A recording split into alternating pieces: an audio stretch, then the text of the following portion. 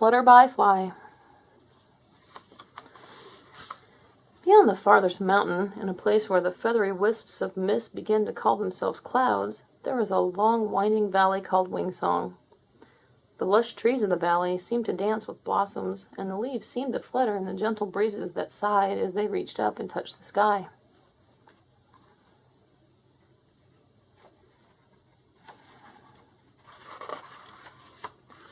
The trees appeared to lose all of their leaves as a breeze wrapped itself around the rocks and trees alike and then lifted itself toward the warming sun. But appearances can be deceiving, for the leaves were really butterflies. Millions and millions of butterflies that flittered and fluttered about the valley in search of memories of a long-lost time.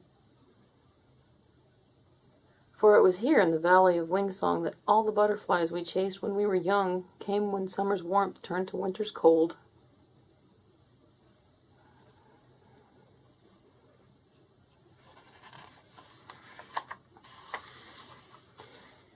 They flew to Wingsong on gentle fall breezes, and then gathered together in flights of 100 or more.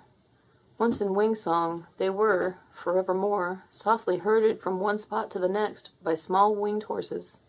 The tiny horses would flap their wings faster than a hummingbird and swiftly fly from one end of a flight of butterflies to the other to ensure that no one got lost.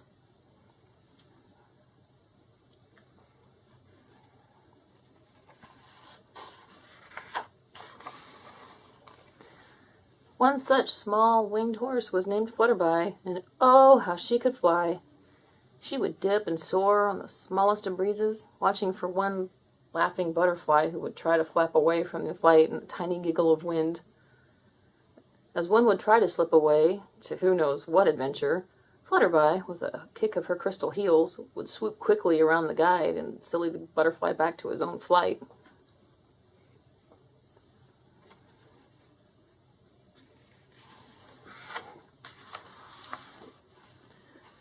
One day, as Flutterby was guiding her flight through the grove of clover rows, she began to hear the butterflies whispering to one another.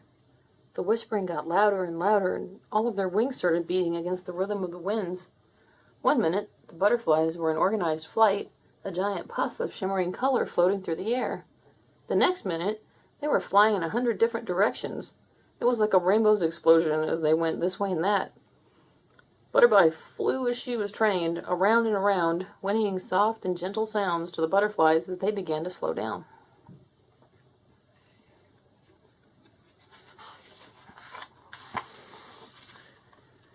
When the flight was calm and together again, Flutterby flew to the point and asked the butterflies, "Why?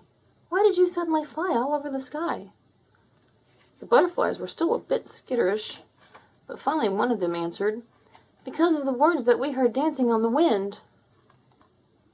Flutterby couldn't believe that a few words could cause such a panic. "What words?" she asked patiently. "Well," one of the butterflies said in a gossipy tone, "this is what we heard. Ugly, ugly butterfly, fly away or you shall die." Flutterby reared back in shock. Who would say such a thing? The butterfly paused and then said, "I shouldn't tell you, for it was a secret, but it was the old black raven that flies in the wood."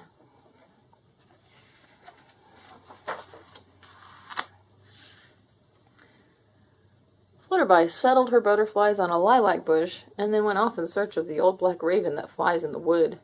She didn't have to go far, for within 100 beats of her wings, she found the old black raven sitting in a cherry tree, spitting pits. Flutterby was furious, but she held her temper, and through clenched jaws said, "Did you tell the butterflies, 'Ugly, ugly butterfly, stay away or you shall die'?" "No," cawed the raven. "They must have misunderstood me, or perhaps the wind took away part of the words. I told the butterflies exactly what I had heard. Don't sigh, butterfly, fly away or you shall cry."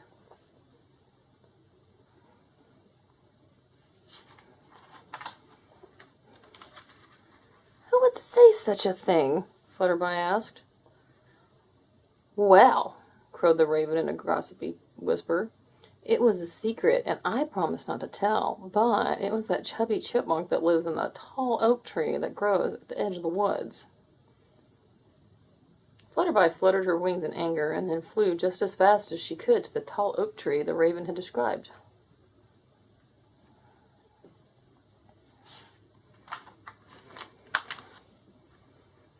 She soared high above the tree and flew around and around until she spied the chipmunk sitting on his haunches at the end of a branch.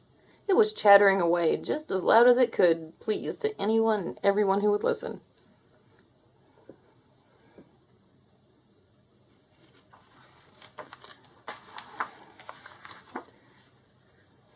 Flutterby fluttered down and in a stern voice asked, "Are you the gossipy chipmunk who told the raven, 'Don't sigh, butterfly, fly away or you shall cry'?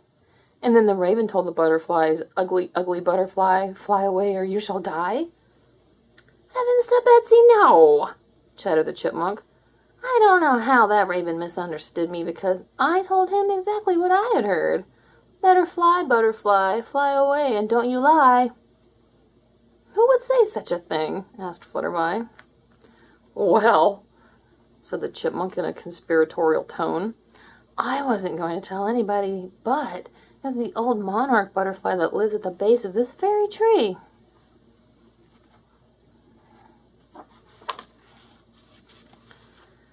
Flutterby snorted, stomped her foot in anger, and then stepped off the branch and flew around and around the tree till she came to a gnarled branch nearly at the base.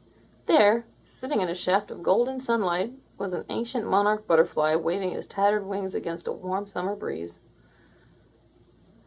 Flutterby landed, and after scraping her hooves against the bark of the tree, asked, "Are you the butterfly that told the chipmunk, 'Better fly, butterfly, fly away and don't you lie'? The chipmunk who told the raven, 'Don't sigh, butterfly, fly away or you shall cry'? The raven who told the butterflies, 'Ugly, ugly butterfly, fly away or you shall die'?"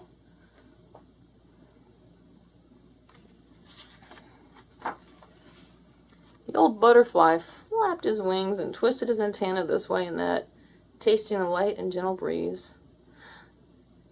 "Not I," said a deep and rich voice, "but I do speak to all the new young butterflies that come to Wingsong.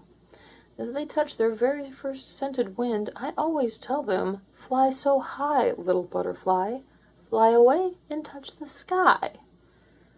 "Gossips!" snorted Flutterby as she thanked the old butterfly and went back to her flight at the end of the valley.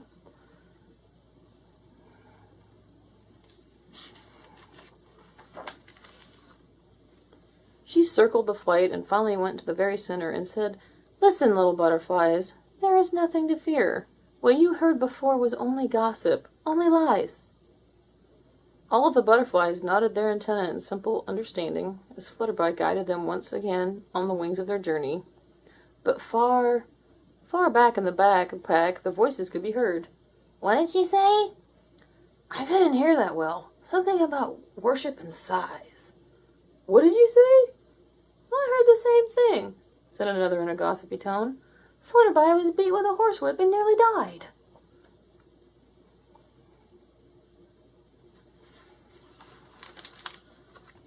So, if you want to gossip, and it's an easy thing to do, gossip to a butterfly. The story will come out untrue. The end. Please subscribe.